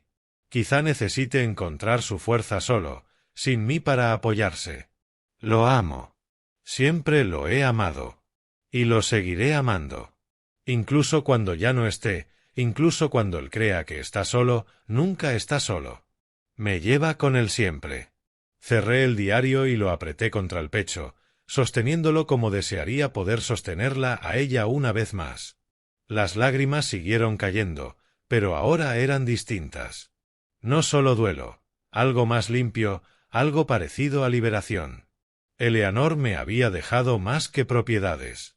Me había dejado la verdad, documentada, fechada, imposible de negar. Durante semanas después mantuve el diario de Eleanor en mi mesilla de noche. Algunas mañanas me despertaba antes del amanecer y leía unas cuantas entradas, dejando que su voz llenara la oscuridad en silencio. Otras veces no podía ni abrirlo. El peso de su amor y su ausencia me apretaba demasiado el pecho. Pero saber que estaba ahí, saber que ella lo vio todo y aún así creyó en mí, cambió algo fundamental en la forma en que caminaba por mis días. Margaret empezó a visitarme con más frecuencia después de que le conté lo del diario. Llegaba por la tarde con pequeñas cosas, una hogaza de pan de la panadería o una bolsa de manzanas del huerto a las afueras del pueblo. Nos sentábamos juntos en mi apartamento estrecho y hablábamos de cosas de las que yo no había hablado con nadie en años. La pérdida de Eleanor, ese tipo de dolor particular que se siente cuando te descarta la familia que construiste con tus propias manos y tu propio corazón. Margaret entendía de un modo que otros no podían. Ella había recorrido ese camino antes que yo, 15 años atrás, cuando su propia nuera había orquestado su expulsión de la familia que llevaba décadas cuidando. Conocía la vergüenza de sentirse no deseada. Conocía la confusión de preguntarse qué había hecho mal, qué podría haber hecho distinto, si la culpa estaba en su carácter y no en la crueldad de los demás. Y conocía el proceso lento y doloroso de reconstruir una vida desde los restos de la traición. «Necesitas un sitio mejor», me dijo una tarde, mirando mi apartamento pequeño con un ojo crítico. «Esto está bien para esconderse, pero tú ya no te estás escondiendo. Estás viviendo. Necesitas un lugar que se sienta como vida». Me ayudó a encontrar un apartamento nuevo cerca del centro del pueblo. Era en la segunda planta de un edificio antiguo, limpio y luminoso, con ventanas grandes que daban a un pequeño parque donde los niños jugaban los fines de semana y las parejas mayores paseaban a sus perros por las mañanas temprano. El alquiler era razonable. Los vecinos eran tranquilos. Y por primera vez desde que salí de la casa de Daniel, sentí que me movía hacia algo, no solo huyendo de algo. Descubrí en esas semanas que había olvidado cómo disfrutar de cosas simples. Durante tanto tiempo, cada placer había estado ensombrecido por la obligación. Cada momento de descanso era interrumpido por la conciencia de que alguien, en algún lugar, necesitaba algo de mí. Pero ahora, sin que nadie esperara nada, empecé a redescubrir pequeñas satisfacciones que había abandonado años atrás. El café de la mañana en el restaurante a 2 manzanas de mi apartamento. La camarera aprendió mi nombre y mi pedido en una semana. Y había algo profundamente reconfortante en ser reconocido por nada más que aparecer. Los paseos del sábado por el mercado de agricultores, mirando verduras que no pensaba comprar, escuchando conversaciones entre desconocidos sobre el tiempo, los nietos y el precio de los tomates. Las noches leyendo libros que había empezado y dejado durante mis años de servicio invisible, por fin capaz de terminarlos sin interrupciones. Una tarde, Margaret mencionó algo que me hizo dejar la taza de café y mirarla fijo. «Eleanor y yo hablábamos de ti», dijo con cuidado. «Mucho, en realidad, más de lo que probablemente te imaginabas». «¿De qué hablaban?» «De todo. De tu matrimonio, de tu hijo, de cómo dabas y dabas sin pedir nunca nada a cambio». Margaret hizo una pausa, eligiendo sus palabras con evidente cuidado. «Me hizo prometer algo, Arthur, antes de morir». «¿Qué tipo de promesa?» Negó lentamente con la cabeza. «Todavía no. Estás más fuerte que antes, pero no estás listo para esa conversación. Cuando llegue el momento, te lo contaré todo. Pero hoy no». Quise presionarla. Quise exigir respuestas, igual que había querido exigirle a Thomas el segundo sobre antes de que él estuviera listo para dármelo. Pero en esas semanas había aprendido algo sobre la paciencia. Algunas verdades necesitan tiempo para ser recibidas. Acelerarlas solo reduce su poder. El centro de mayores se convirtió en mi ancla inesperada. Entré una mañana buscando información sobre recursos comunitarios y la directora, una mujer de mirada aguda llamada Patricia, me miró una vez y me preguntó si consideraría hacer voluntariado. Necesitaban a alguien que ayudara a los mayores a navegar el laberinto de papeleo que parecía multiplicarse con cada año que pasaba. Formularios de seguros, ayudas del gobierno, documentación médica, ese tipo de complejidad burocrática que puede abrumar a gente que pasó su vida trabajando con las manos y no con papeles. Dije que sí sin dudarlo. Y en ese acuerdo simple encontré algo que no esperaba. Propósito. No el propósito de ser necesario para gente que me daba por sentado. No el propósito de resolver problemas para que otros pudieran fingir que esos problemas nunca existieron, sino el propósito de ser útil en mis propios términos, ayudar a personas que apreciaban la ayuda, marcar una diferencia que se reconocía en lugar de ser invisible. Los mayores del centro me daban las gracias. Me miraban a los ojos cuando hablaban. Me preguntaban por mi día y escuchaban mis respuestas. Cosas pequeñas, cortesías comunes que la mayoría de la gente da por hechas. Pero después de años de ser tratado como un mueble en la casa de mi propio hijo, esas pequeñas cortesías se sentían como regalos incalculables. Ya no era un proveedor. No era una carga. No era invisible. Era simplemente Arthur Sinclair, 67 años, un hombre con derecho a existir y la libertad de elegir cómo se desplegaría esa existencia. Por primera vez en años, me sentí presente. No necesario, solo presente. Y eso bastaba. Vinieron a mi apartamento un sábado por la tarde, 3 meses después de que saliera de su casa.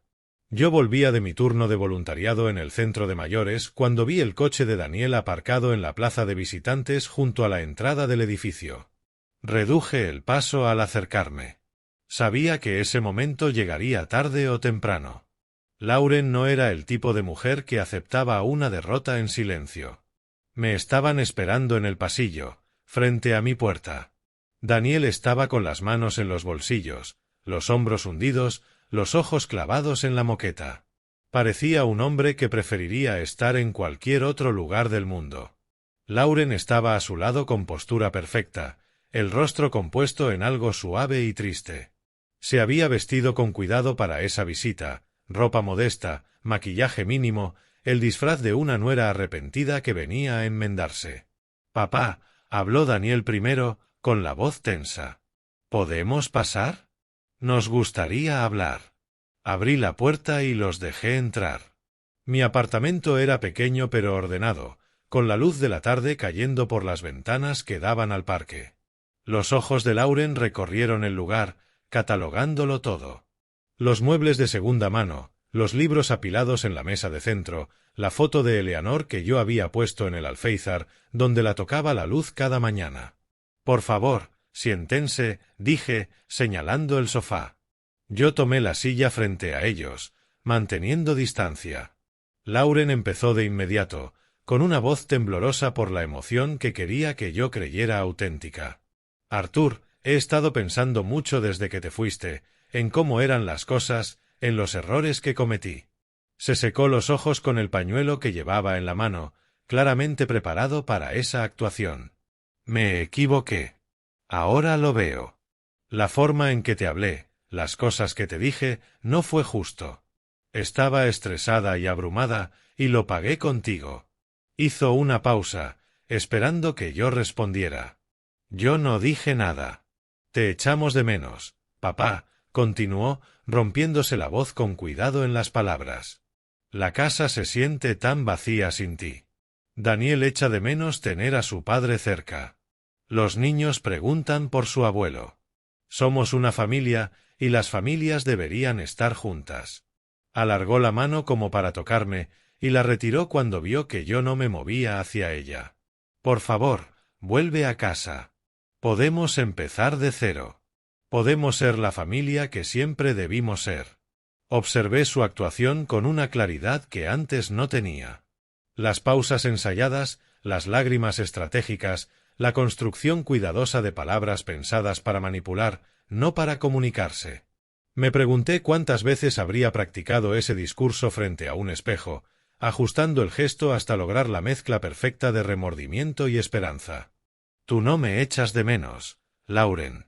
Mi voz fue tranquila, sin ira y sin acusación, solo observación simple. «Echáis de menos lo que yo aportaba. Hay una diferencia». Su expresión titiló. Una grieta en la máscara, reparada al instante. «Eso no es verdad. Te echamos de menos a ti, a la persona, al padre, al abuelo. Entonces, ¿por qué me diste mi habitación para tus padres antes siquiera de que yo me hubiera ido? ¿Por qué le dijiste a tu madre que podían mudarse cuando yo ya estuviera oficialmente fuera de escena?» La miré con atención mientras hablaba. «Daniel me dijo que te oyó al teléfono. No estabas planeando una reunión familiar. Estabas planeando un reemplazo». La suavidad se le drenó del rostro. Se le endureció la postura. La nuera llorosa desapareció. Y en su lugar se sentó la mujer que había llegado a conocer en 10 años de observación silenciosa. La calculadora, la controladora, la que contaba el dinero ajeno. «Después de todo lo que hicimos por ti», su voz se endureció, abandonando la farsa de reconciliación. «Te dimos un hogar cuando no tenías a dónde ir. Te dimos de comer, te alojamos, te incluimos en nuestra familia, y así nos lo pagas, abandonándonos cuando las cosas se ponen difíciles. Nos debes algo, Arthur». Daniel se removió incómodo a su lado, pero no dijo nada. Estaba mirando ahora, me recordé, reuniendo información, pero mirar no era lo mismo que actuar. «¿Qué fue exactamente lo que hiciste por mí, Lauren?», pregunté en voz baja. «Nómbrame una cosa». Silencio. «Me diste una habitación en una casa que yo ayudé a pagar. Me diste comidas en una mesa que yo ayudé a comprar. Me incluiste en una familia que me trató como un mueble». Sostuve su mirada sin pestañear. «Yo pagué tus reformas. Pagué tu coche. Pagué la educación de tus hijos. Cubrí tu seguro, tus impuestos y tus emergencias. Y a cambio me diste una cama y permiso para existir en tu presencia. Eso no es generosidad, Lauren. Eso es tenencia. Y la renta que yo pagué fue mucho más alta que cualquier cosa que tú me dieras. Abrió la boca y la cerró. Por una vez no tenía una respuesta preparada, ninguna manipulación lista para desplegar. Había venido esperando al Arthur de antes, el que se disculpaba por molestias que no causaba, el que suavizaba conflictos que no creaba, el que se refugiaba en el silencio en lugar de decir verdades incómodas, pero ese Arthur ya no existía. No voy a volver, dije. Ni hoy ni nunca. La versión de mí que vivía en tu casa, que pagaba tus cuentas sin que nadie lo reconociera, que aceptaba tu desprecio como el precio de pertenecer, ese hombre ya no está. Lo enterré la misma noche que crucé tu puerta al salir. Lauren se levantó de golpe, la compostura rota. «Te vas a arrepentir», dijo, con la voz tensa de furia. «Cuando seas viejo, estés enfermo y solo, desearás no haber tirado a la basura a la única familia que tenías». Yo no tiré a mi familia, Lauren. Mi familia me tiró a mí. Yo solo dejé de fingir lo contrario. Se fue hecha una furia sin decir nada más. Daniel se quedó un instante, y sus ojos se cruzaron con los míos con algo que parecía casi respeto. Luego siguió a su esposa, dejándome solo en mi pequeño apartamento, con la luz de la tarde y los sonidos lejanos de niños jugando en el parque. Yo no iba a volver a ser quien era. Y ella por fin empezaba a entenderlo. Daniel regresó a la tarde siguiente, solo. Oí su llamada y supe antes de abrir que algo había cambiado. El ritmo era distinto. No el golpecito reacio de un hombre acompañando a su esposa en un recado que no quería hacer. Este era deliberado, con propósito, el golpe de alguien que había tomado una decisión. Estaba en el pasillo con aspecto de no haber dormido. Tenía los ojos enrojecidos, el borde marcado, la ropa arrugada como si se la hubiera puesto sin pensar. La neutralidad cuidadosa que había llevado el día anterior había desaparecido. En su lugar había algo crudo, sin defensas. La cara de un hombre que por fin había dejado de fingir. ¿Puedo pasar? Su voz salió rota. Necesito decirte algo, algo que debería haberte dicho hace años. Me aparté y lo dejé entrar. No se sentó en el sofá donde el día anterior se había quedado rígido junto a Lauren. En cambio se quedó de pie junto a la ventana, mirando el parque, reuniéndose para la confesión que venía a soltar. Después de irnos ayer, Lauren y yo discutimos, empezó despacio. No por ti. Por dinero. Quería saber por qué últimamente estaba mirando nuestros extractos bancarios con tanto cuidado. Le dije que solo estaba siendo responsable. Ella no me creyó. Se giró hacia mí y vi algo en su expresión que no le veía desde que era niño. Miedo. No el miedo a la confrontación que lo había mantenido callado durante tantos años.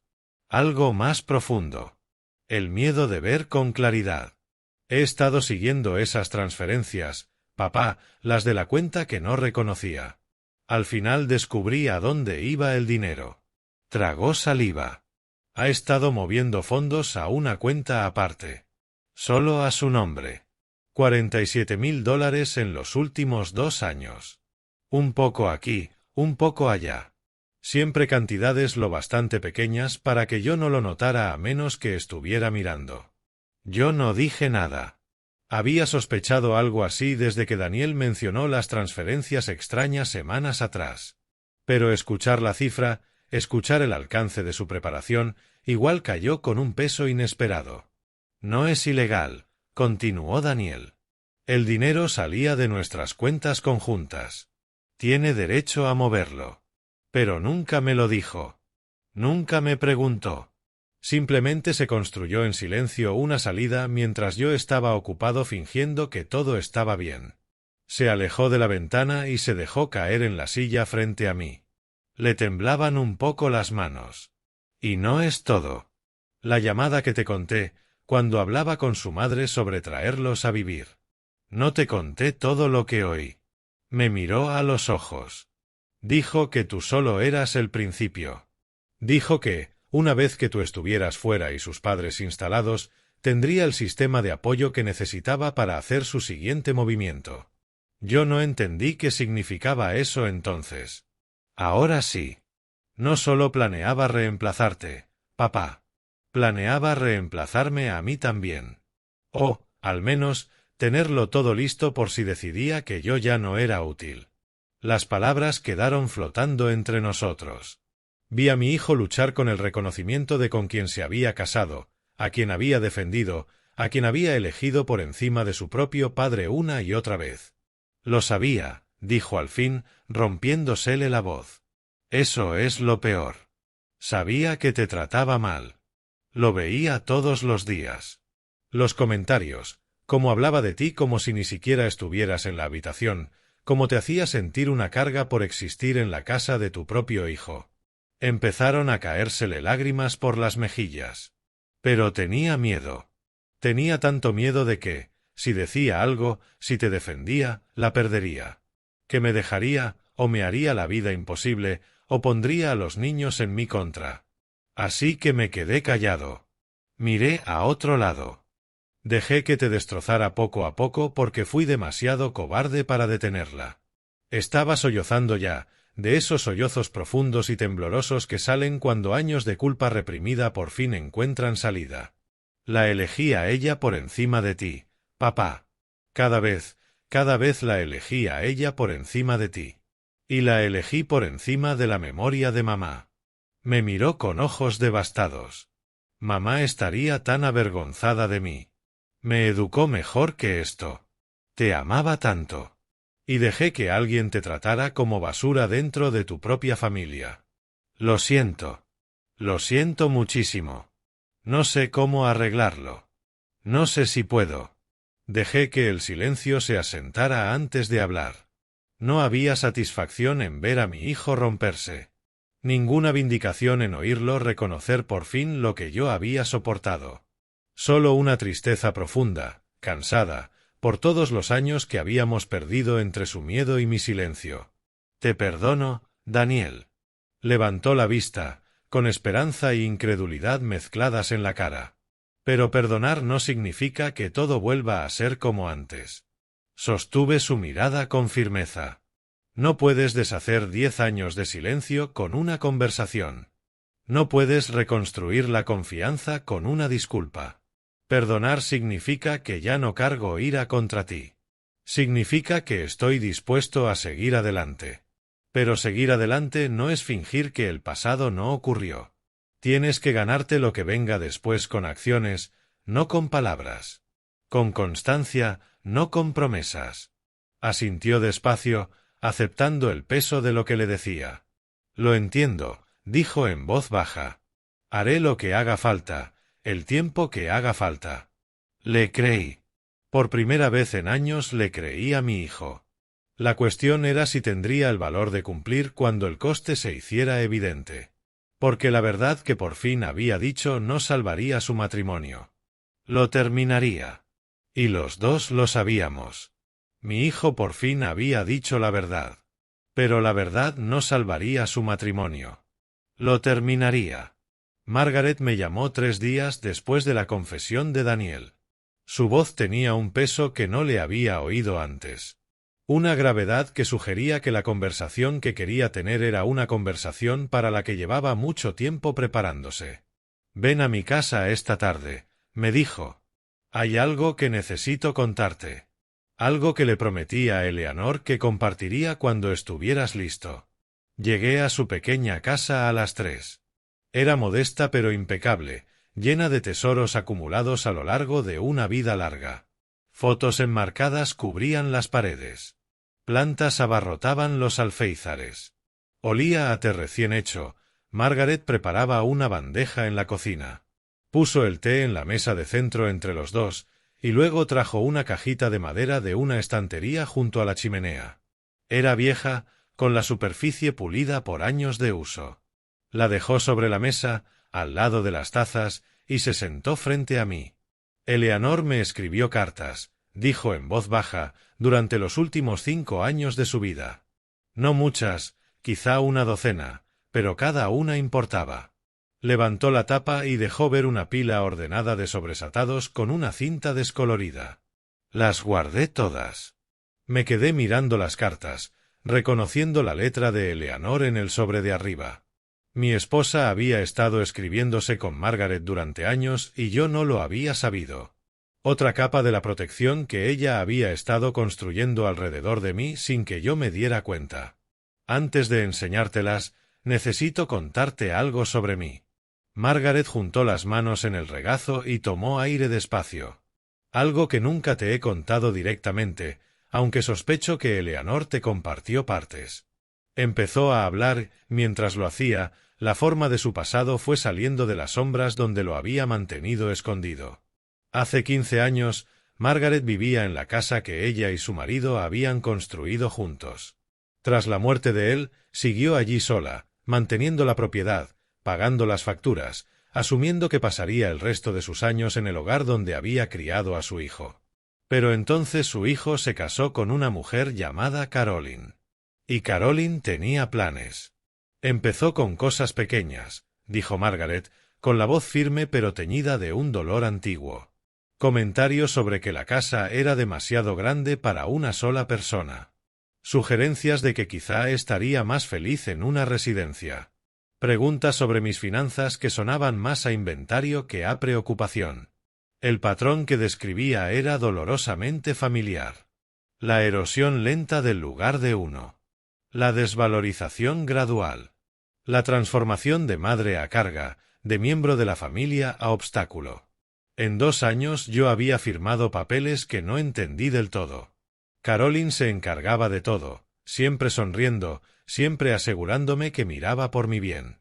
A Margaret se le tensó la mandíbula. Cuando me di cuenta de lo que había pasado, ya había perdido mi casa. Mis ahorros se habían agotado.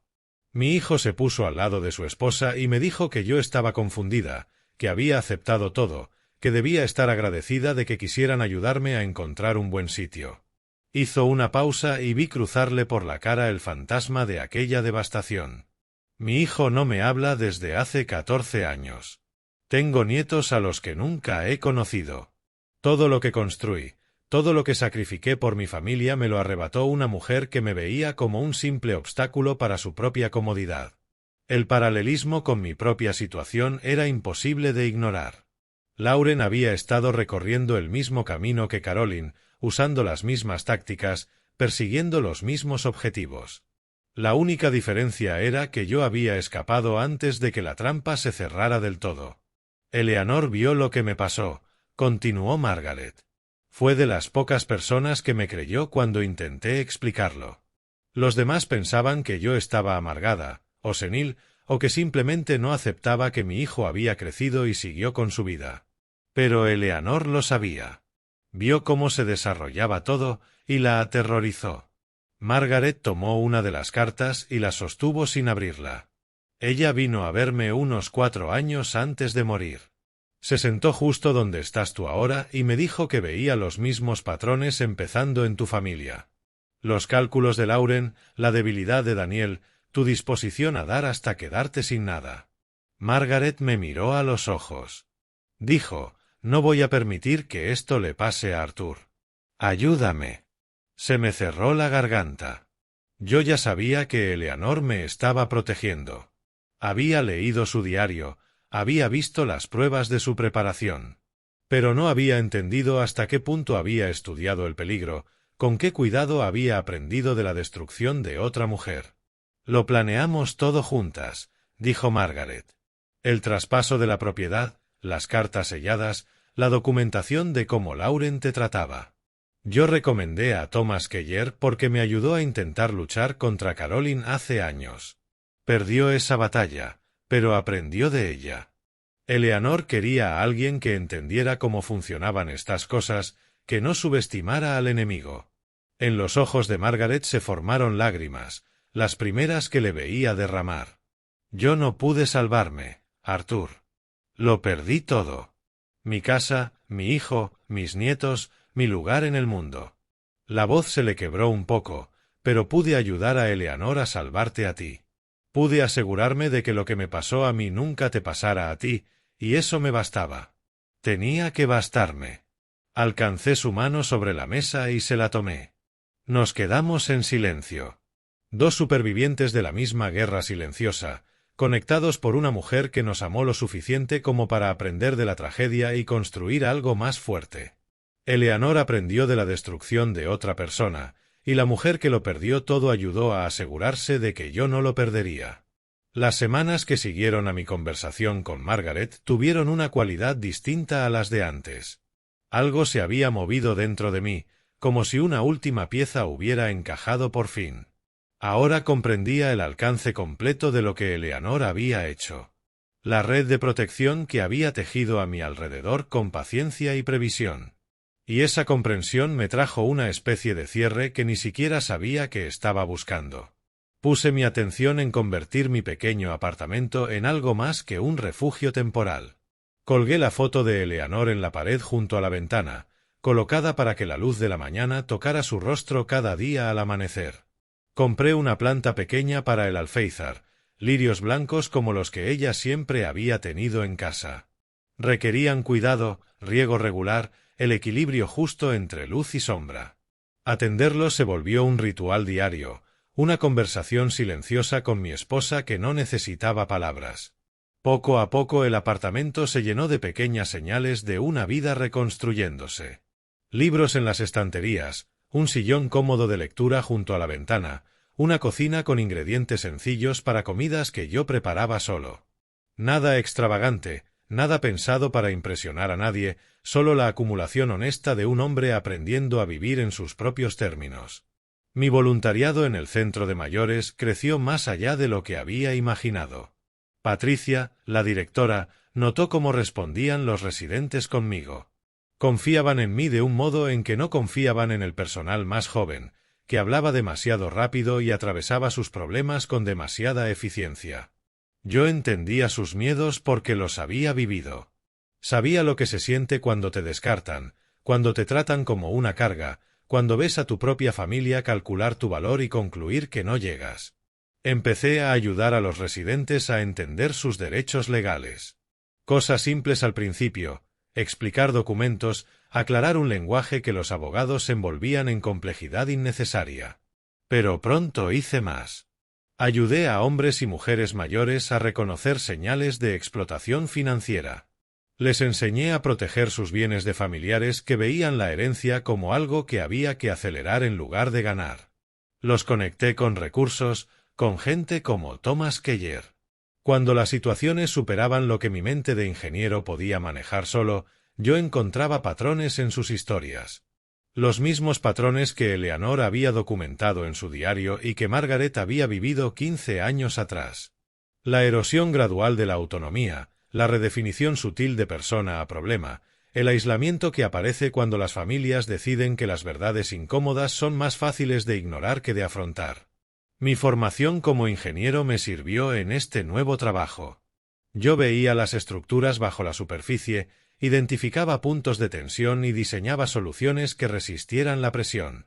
Por Margaret me llegó la noticia de que Daniel se había ido de la casa. Al principio los detalles eran escasos, filtrados por la red de chismes y suposiciones del pueblo, pero al final el propio Daniel lo confirmó en una de nuestras llamadas cada vez más frecuentes. Lauren y yo estamos separados, dijo, con esa calma agotada de alguien que por fin dejó de luchar contra lo inevitable. Estoy en un apartamento cerca de la oficina. Los abogados están arreglando los detalles. No le pregunté qué había provocado la ruptura final. No lo necesitaba. El matrimonio que Daniel había protegido a cualquier precio, la paz que había comprado con su silencio y su complicidad, se había derrumbado bajo el peso de sus propias contradicciones. Los planes cuidadosos de Lauren se habían deshecho. La estrategia de salida que ella había estado construyendo, esa cuenta separada con $47,000, fue descubierta y puesta sobre la mesa. El reemplazo que había preparado para mí nunca ocuparía mi antigua habitación. No sentí celebración, ni vindicación, ni satisfacción por ver su vida cómoda convertida en escombros. Lo que sentí fue algo más silencioso, el reconocimiento de que la tormenta había pasado y yo seguía en pie. Los vientos que amenazaron con destruirme terminaron destruyendo otra cosa, algo que necesitaba ser destruido, y yo sobreviví para ver despejarse el cielo. Daniel empezó a llamar cada pocos días. Nuestras conversaciones eran cortas, a menudo incómodas, llenas de vacilaciones de dos personas aprendiendo a hablar con honestidad después de años de evasión cuidadosa. Me hablaba de su apartamento, de su trabajo, del proceso lento de desenredar su vida de la de Lauren. Yo le hablaba de mi voluntariado, de los residentes a los que ayudaba, de las pequeñas satisfacciones de mi rutina. No hablábamos directamente del pasado. No repasábamos los años de su silencio ni mis sacrificios invisibles. Esas heridas aún estaban demasiado frescas. La cicatriz todavía estaba formándose. Pero había algo genuino en nuestros intercambios que había faltado durante una década. Él lo estaba intentando. Se le oía en la voz, en las preguntas, en cómo de verdad escuchaba mis respuestas en lugar de esperar su turno para hablar. Una noche me preguntó si podíamos cenar juntos. No en un restaurante, no en un terreno neutral para minimizar incomodidades. En mi apartamento. Quería ver dónde vivía, cómo había reconstruido, cómo era mi vida ahora que ya no era invisible. Dije que sí. La cena fue sencilla. Pollo asado, verduras del mercado de agricultores, pan de la panadería que Margaret me había presentado. Comimos en mi mesa pequeña junto a la ventana, viendo cómo el atardecer pintaba el parque de tonos ámbar dorado. Daniel elogió la comida. Yo le hablé de volver a aprender a cocinar después de años comiendo lo que me ponían delante. Hablamos del tiempo, de deportes, de nada importante. Y, de algún modo, en esa conversación sin importancia se estaba reconstruyendo algo importante. Al irse esa noche, Daniel se detuvo en la puerta. Miró mi apartamento una vez más, las fotos, los libros, los lirios blancos floreciendo en el alféizar. Se siente como tú, dijo en voz baja. Este lugar, se siente como tú. Fue lo más amable que me había dicho en años. Cuando se fue, me senté junto a la ventana y vi cómo la última luz se apagaba en el cielo. El parque de abajo estaba en silencio. Los niños ya se habían ido a casa, los paseadores de perros daban sus últimas vueltas. Pensé en todo lo que me había traído hasta ahí. El dolor, la pérdida y el trabajo lento y difícil de reconstruir. Yo ya no estaba sobreviviendo. Por fin estaba viviendo. Daniel presentó la demanda de divorcio una mañana de jueves, a comienzos de otoño. Los papeles se entregaron en la casa donde Lauren aún vivía sola, por un notificador que no tenía idea de la historia contenida en esas páginas. En pocos días la noticia se extendió por nuestra pequeña comunidad con esa eficiencia silenciosa que solo los pueblos pequeños conocen. Yo no la difundí. No lo necesitaba. En un lugar donde todos conocen a todos, donde las familias han vivido puerta con puerta durante generaciones, la información viaja por canales que no requieren malicia para funcionar. Un comentario en el supermercado, una observación susurrada en la peluquería, una pregunta al tomar café en el restaurante donde yo ya era un habitual. La verdad encontró su propio camino hacia la luz. La gente empezó a preguntarme por la separación en la iglesia los domingos por la mañana, en el mercado de agricultores los sábados por la tarde, en el centro de mayores donde mi trabajo voluntario me había convertido en una presencia conocida y de confianza. Se acercaban con curiosidad contenida, con la preocupación vacilante de vecinos que intuían que había más en la historia de lo que les habían contado. Yo no les mentí. No lo dramaticé ni lo adorné. Solo dije la verdad en voz baja, sin amargura ni autocompasión. Sí, había estado viviendo con Daniel y Lauren. Sí, me fui. Sí, hubo dificultades. Y cuando insistían en detalles, ofrecía solo lo necesario. No me trataron con respeto. Me hicieron sentir no bienvenido en la casa de mi propio hijo. Elegí irme antes que seguir aceptando ese trato. El resto se completó solo. La gente recordó cosas que había visto con los años. El tono despectivo de Lauren al hablar de su suegro. La manera en que yo parecía encogerme en las reuniones familiares, siempre en los bordes, siempre sirviendo en lugar de ser servido. Las reformas caras y los coches nuevos que aparecían mientras yo seguía con la misma ropa temporada tras temporada. Patrones que antes habían sido invisibles se volvieron claros al mirarlos con la nueva información. Margaret me contó después lo que ocurrió en la iglesia el domingo siguiente a que el divorcio se hiciera público. Lauren llegó con su atuendo cuidadosamente armado, su sonrisa fija, lista para interpretar el papel de esposa agraviada atravesando tiempos difíciles. Pero la recepción no fue la simpatía que esperaba. Las conversaciones se cortaron cuando se acercó. Quienes siempre la saludaban con calidez ofrecieron solo un gesto educado antes de encontrar una excusa para alejarse. Las mujeres que consideraba amigas evitaban su mirada. Los hombres que admiraban su compostura la miraban ahora con algo más cercano a la evaluación que a la admiración.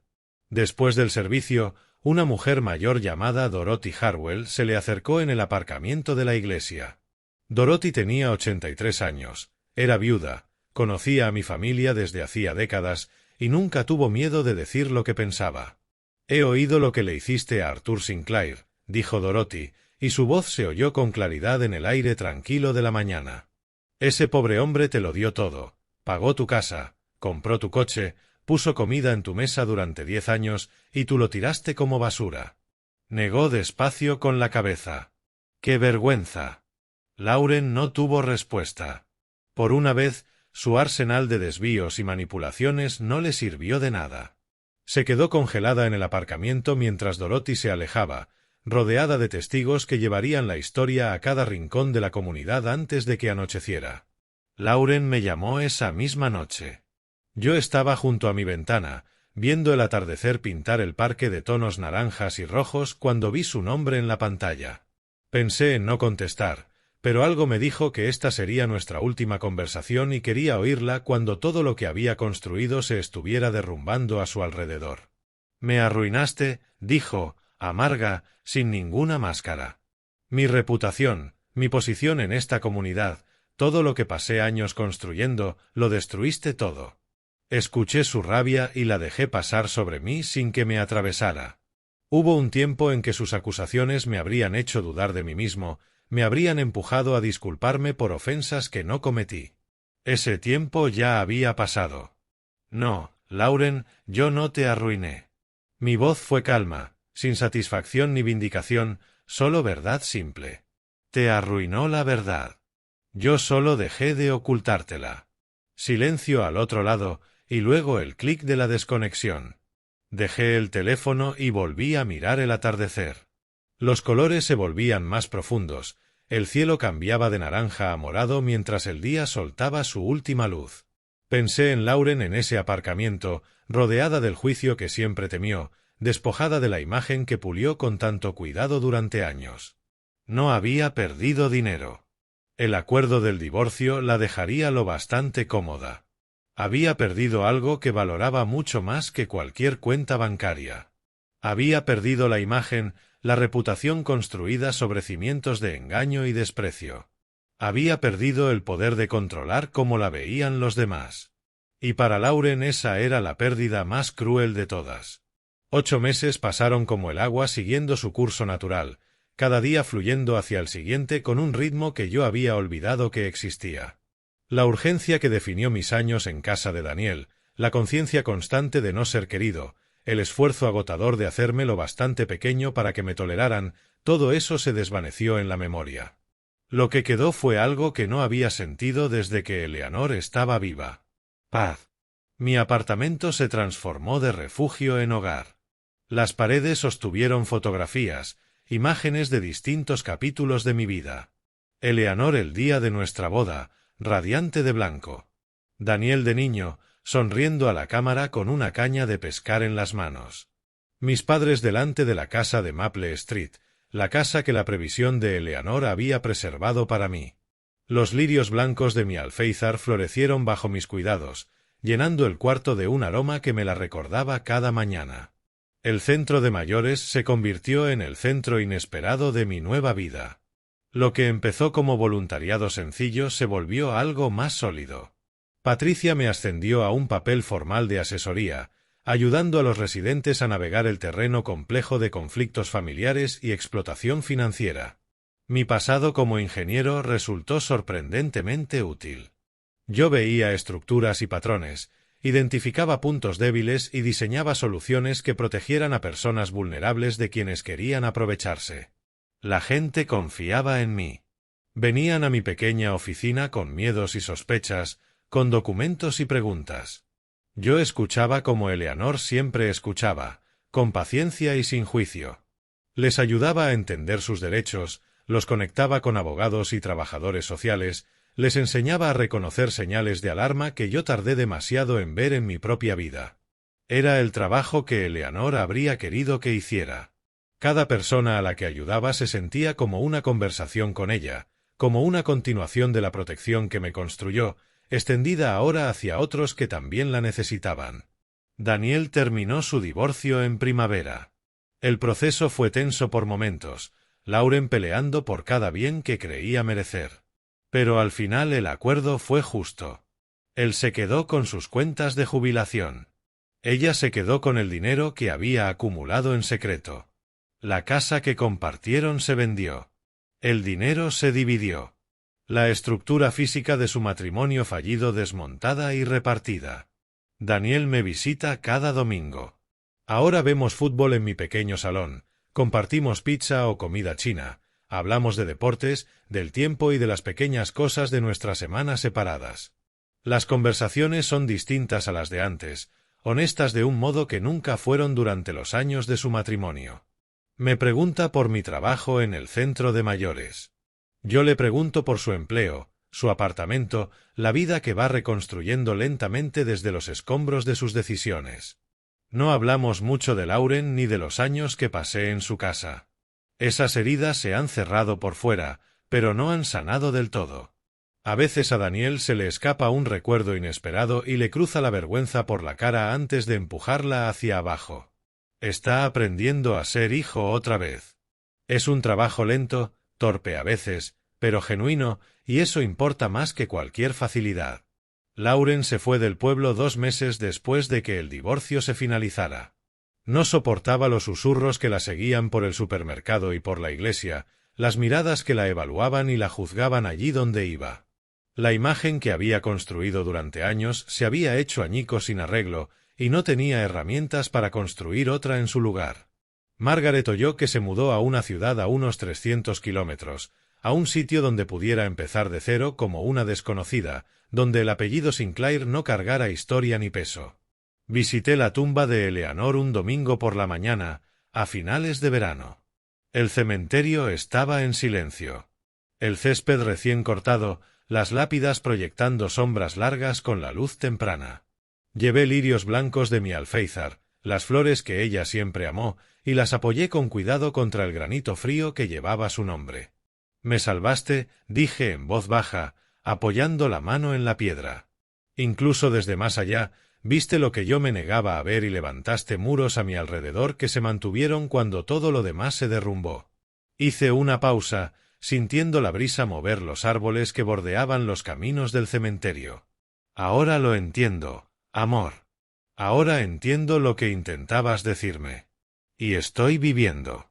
Viviendo de verdad. Como siempre quisiste. Me quedé mucho rato, hablándole del centro de mayores y de la gente a la que ayudaba, de las visitas de Daniel y de la reparación lenta de nuestra relación, de Margaret y de la amistad que nació de sobrevivir a lo mismo. Eleanor no respondió, claro, pero sentí su presencia en el calor del sol sobre mi cara, en el susurro de las hojas, en la paz que por fin se me había metido en los huesos. Esa tarde me senté en un banco del parque cerca de mi apartamento, con Margaret a mi lado. El atardecer pintaba el cielo de oro y carmesí, un espectáculo demasiado hermoso para ser casualidad. No hablamos. No hacía falta. 2 supervivientes de la misma guerra silenciosa, unidos por pérdida y amor, y por la mujer que nos había juntado. Pensé en la noche en que salí de la casa de Daniel con una sola maleta y el corazón lleno de confusión. Pensé en la habitación del motel, esperando una ira que nunca llegó. Pensé en Thomas y sus sobres, en Margaret y sus cartas, en Eleanor y el diario que me demostró que nunca estuve tan solo como creía. No me perdieron esa noche, Lauren dijo esas palabras. Perdieron la versión de mí que lo sacrificaba todo para ser amado. El hombre que daba sin recibir, el padre que aceptaba el desprecio como precio de pertenecer, el proveedor invisible que olvidó que tenía derecho a existir. Ese hombre se fue, y yo no lo lloré. El sol se hundió bajo el horizonte, dejando rastros morados y naranjas en el cielo que se oscurecía. Margaret me palmeó la mano una vez, un gesto simple que dijo lo que las palabras no podían. Yo había sobrevivido. Había reconstruido. Había encontrado paz. Y por fin me había convertido en el hombre que Eleanor siempre creyó que podía ser.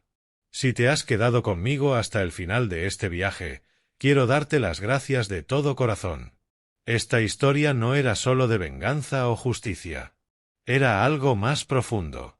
Era reconocer tu propio valor cuando las personas más cercanas lo han olvidado. Era encontrar el valor de alejarte de quienes te dan por sentado, incluso cuando alejarte significa caminar hacia lo desconocido. Era el amor que nos protege incluso más allá de la tumba, y las amistades que nos sostienen cuando la familia nos deja caer. Quizá te viste reflejado en Arthur. Quizá conoces a alguien como Lauren o como Daniel. Quizá has sido el proveedor invisible en tu propia familia, dándolo todo y recibiendo solo desprecio a cambio. Si alguna parte de esta historia te tocó el corazón, espero que también te haya dado permiso para creer que mereces algo mejor, que tu silencio no tiene por qué ser permanente, que nunca es tarde para poner límites y recuperar tu dignidad. Me encantaría leer tus pensamientos en los comentarios. ¿Has vivido algo parecido? ¿Alguna vez tuviste que alejarte de personas que se niegan a ver tu valor? Comparte tu historia con nuestra comunidad. Puede que te sorprenda cuántos otros entienden exactamente por lo que has pasado. Si esta historia te conmovió, tómate un momento para darle a me gusta al vídeo y suscribirte a nuestro canal. Compartimos historias como esta cada semana. Historias de personas comunes encontrando una fuerza extraordinaria frente a la traición y la pérdida. Activa la campana de notificaciones para no perderte ninguna subida nueva. Y si conoces a alguien que necesita oír este mensaje hoy, comparte este vídeo con esa persona. A veces una sola historia puede cambiarlo todo. Gracias por escuchar. Gracias por estar aquí. Y recuerda, nunca eres demasiado mayor para convertirte en la persona que siempre estuviste destinado a ser.